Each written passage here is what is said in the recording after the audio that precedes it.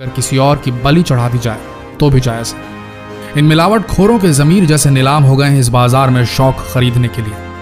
आज हम इस वीडियो से खुलासा करने जा रहे हैं कि कैसे बनाए जा रहे हैं ये नकली अंडे।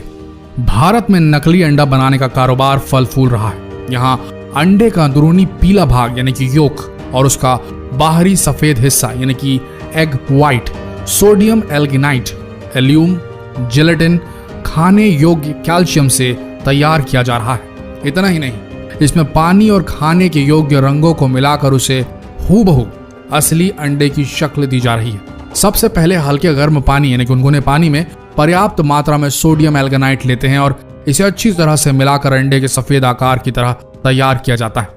फिर इसे जिलेटिन और बेंजोइक एसिड, एल्यूम व अन्य दूसरे रसायनों के साथ मिलाकर अंडे का सफेद हिस्सा तैयार किया जा रहा है। अंडे के पीले हिस्से को तैयार करने के लिए सिर्फ पहले से तैयार मिश्रण में खाने योग्य पीले नींबू का रंग दे दिया जाता है। इसके बाद तैयार सफेद और पीले हिस्से को कैल्शियम क्लोराइड के साथ मिश्रित कर अंडे के आकार में ढाल दिया जाता है।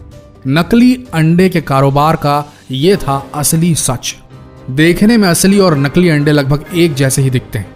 इनको सिर्फ देखकर इनके बीच का अंतर समझ पाना इतना आसान नहीं है। इनके बीच का अंतर समझने के लिए इसको थोड़ा बारीकी से देखना पड़ेगा। कैसे, आइए बताते हैं। इन 6 चीजों का ध्यान रखिए आप। अगर आपने इन 6 टिप्स को फॉलो किया तो आप पहचान लेंगे कि नकली अंडा कौन सा है और असली अंडा कौन सा है। ध्यान से सुनिएगा। नंबर 1, नकली अंडे की सबसे पहली पहचान होगी कि इसका छिलका थोड़ा सख्त होगा, हार्ड होगा।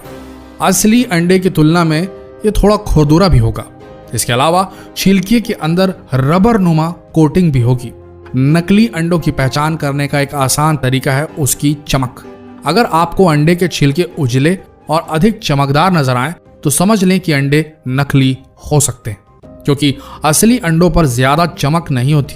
नंबर 2, अंडे के छिलके को देखने के बाद आप अंडे को फोड़िए। इसको फोड़ने पर इसके अंदर का पीला योक और सफेद हिस्सा बाहर निकलेगा।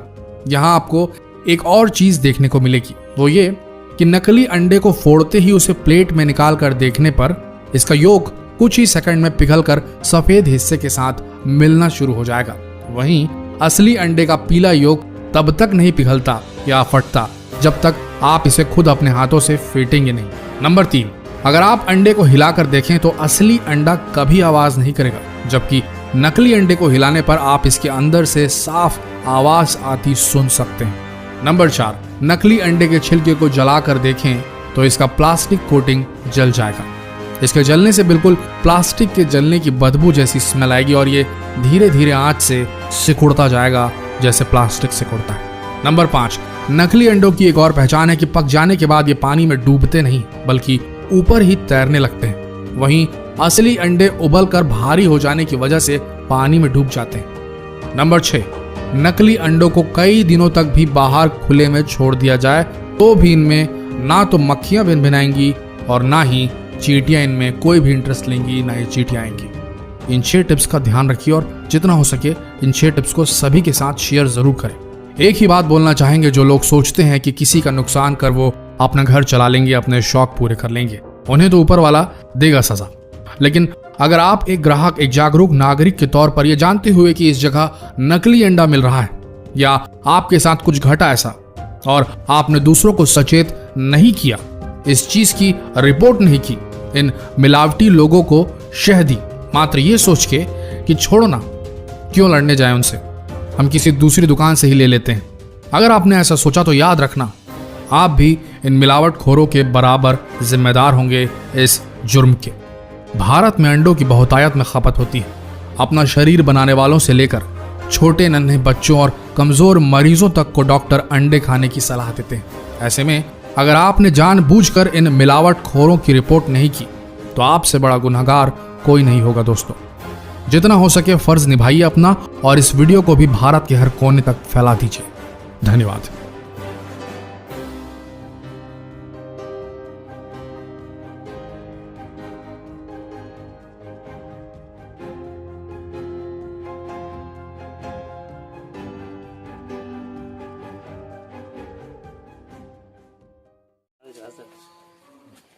काढून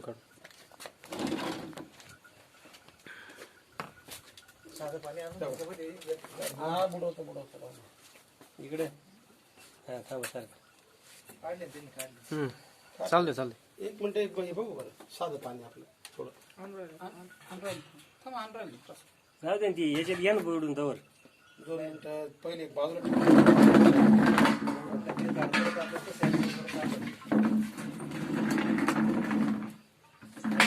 साधं पाणी बरं कोण काढतो बा पाण्यामुळे बा झाड टवटवीत होतं मग त्याच्यामुळे आपण काय केलं आता हे बाई पाण्यामध्ये बुडून आहे ना तुमच्या समोर हा आपण पाण्यात बुडून ठेवू इकडे हा हे आता आपल्या औषधात बुडू आपण हा. आता त्याची ठेवले का शूटिंग चालू करायची चालू आहे शूटिंग माझी वाली. मग इकडून घ्या पत्ती इकडून तयार होईल भाऊ दे भाऊ दे. ती लगेच आता इकडे दिसू राहिलं ना आपल्याला. घेऊ ना आपण नाही तर कॅरेट करून घ्यावं लागेल कॅरेट करून ठेवा बस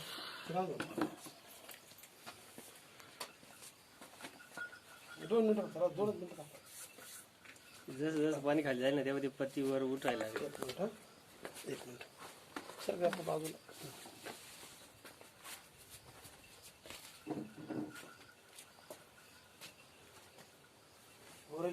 मग झाले ना. मेथीची भाजी तुम्ही कोथिंबीर आहे ना कोथिंबीर आता कोथिंबीर पुदिना फक्त मारले तुम्हाला फक्त कोथिंबीर दाखवतो तुम्हाला कोथिंबीर आले म्हणते ना म्हणजे तुम्ही पॉलिश करून आली काय म्हणजे आता म्हणजे कोथिंबीर इतकी जबरदस्त एकदम तुम्ही आता पहिले आहे ना याचा कलर बघा कसं भुरका कलर आहे आधी आता बघा हिरवागार होऊन जातं डायरेक्ट पाण्यातलं कसं आहे ते कसं आहे पाना अजून होईल 2 मिनिटांमध्ये फक्त हवा लागू दे त्याला थोडी हे हवाई दाढेल हे हवा अडते नाही असं मोकळं जर म्हणलं ना लगेच काय नाही होईल झालं ना क्लिअर हे काय झाले म्हटल्यावर काय हे काय आता हे पाणी का सफेद आहे ते हिरो आहे आणि आतापर्यंत आहे ना मार्केटच्या इतिहासामध्ये एकाही शेतकऱ्याने म्हणजे आतापर्यंत असं बघितलेलं नाही बा जेणेकरून असं वापरे हे झाड बुडवा ना आता बुडू ना हे झाड आता हे बघ, आता हे जे आहे ना हे तुम्ही पाहिलं आपण साध्या पाण्यात बुडवलं, बरोबर आता झटकून घे झटकून घे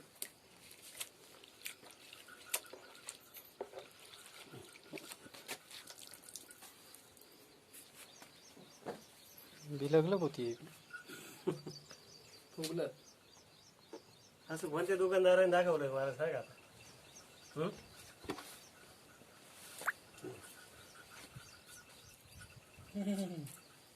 एक एक झाड पाहिजे तुम्ही याच्यात आहे ना कोणतं पण तुमचं एक एक झाड पहा पूर्ण झाड सगळं ऍक्टिव्ह करून टाका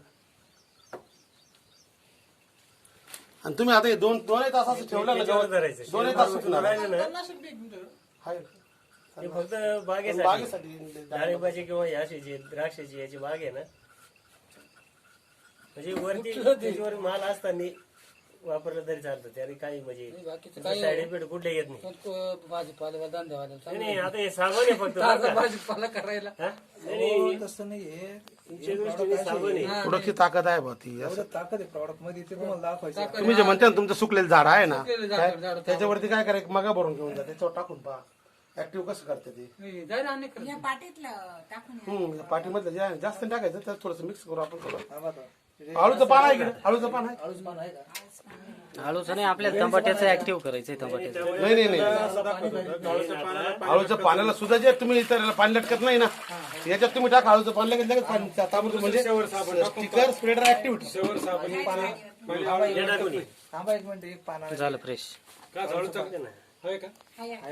अच्छा हमजा, एक और ईरान से बड़ी अच्छी खबर आ रही है, अपने व्यूअर्स के साथ वो शेयर करते हैं कि ईरान के जो डॉक्टर्स हैं उन्होंने रोबोट के जरिए कामयाब ऑपरेशन करके अहम संगे मील अबूर कर लिया है। हाँ जी, ये ईरानी खबर इदारे की रिपोर्ट है जिसके मुताबिक हम आपको बता रहे हैं कि बुध के रोज माहिर डॉक्टर ने रोबोट की मदद से कामयाब ऑपरेशन किया, जिसके बाद ईरान रोबोट की मदद से कामयाब ऑपरेशन करने वाला दुनिया का दूसरा मुल्क बना है। और ये रोबोट की मदद से सर्जरी को अगर हम बात करें तिब की जुबान में इकरा तो वो कहते हैं टेली सर्जरी। अच्छा। ये टेली सर्जरी की गई है। अच्छा, इसमें एक जो माहिर डॉक्टर थे उन्होंने ये भी कहा है कि रोबोट को हिदायत देता है वो और फिर उसके बाद उन पर ही अमल किया जाता है। जी, ये मॉनिटर के जरिए हो रहा होता है। उस पर अमल किया जा रहा ये होता है। मॉनिटर के जरिए हो रहा होता है, बिल्कुल हिदायत ऐसे ही दी जा रही होती है और फिर रोबोट जो वो डॉक्टर हिदायत दे रहे होते हैं वो उसी उसके तरह से मुताबिक वो सर्जरी करते हैं। बिल्कुल और ऐसे ही। अस्पताल में होने वाले ऑपरेशन में डॉक्टर मरीज से 7 किलोमीटर के फासले पर था इतनी जबरदस्त एक हमारे सामने ईरान से खबर आई है जिसमें उन्होंने कहा कि स्क्रीन को देखते हुए रोबोट ऑपरेट जो है वो करता है और फिर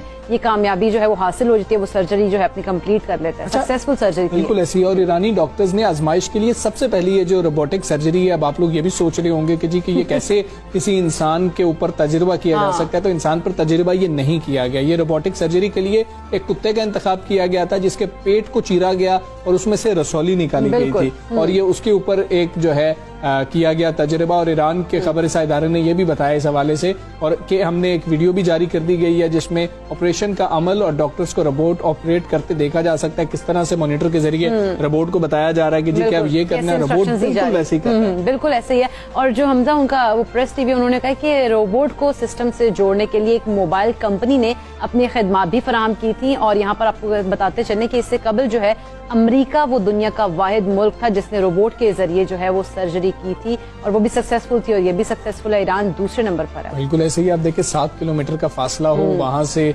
अच्छा अभी ना ये भी एक चीज है ना कि हम आर्टिफिशियल इंटेलिजेंस की भी बात कर रहे होते हैं, तो डॉक्टर्स की जरूरत क्या रहेगी? जैसे हम देखते हैं कि जी वो एक न्यूज कास्टर भी जो था, रोबोट न्यूज कास्टर था क्या वो थी, वो भी सामने आई थी कि जी कि वो खबरें पढ़ रही है, तो फिर जरूरत क्या होगी? लेकिन अभी इसके अंदर डॉक्टर की जानिब से ही थोड़ी इंस्ट्रक्शंस दी जा रही थी। अभी खुद से जो है रोबोट ने ये नहीं किया, उसको इंस्ट्रक्शन दी जा रही थी और बिल्कुल उसको फॉलो करते हुए रोबोट ने सर्जरी कर दी। सक्सेसफुल एक सर्जरी की है।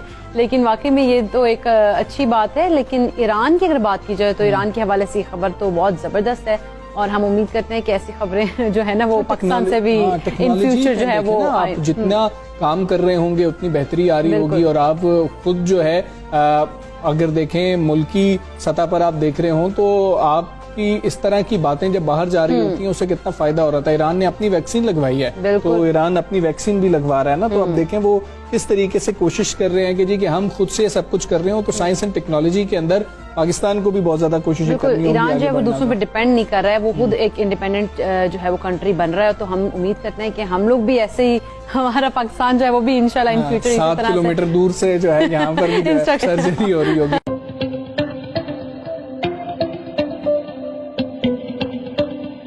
Sinair Robotic Telesurgery System is an advanced surgery system that can perform complicated operations robotically by leaving the minimum scar on the patients. This system offers numerous advantages for surgeons, patients as well as hospitals. These advantages include minimally invasive surgery versus open surgery. Sinair Robotic Telesurgery System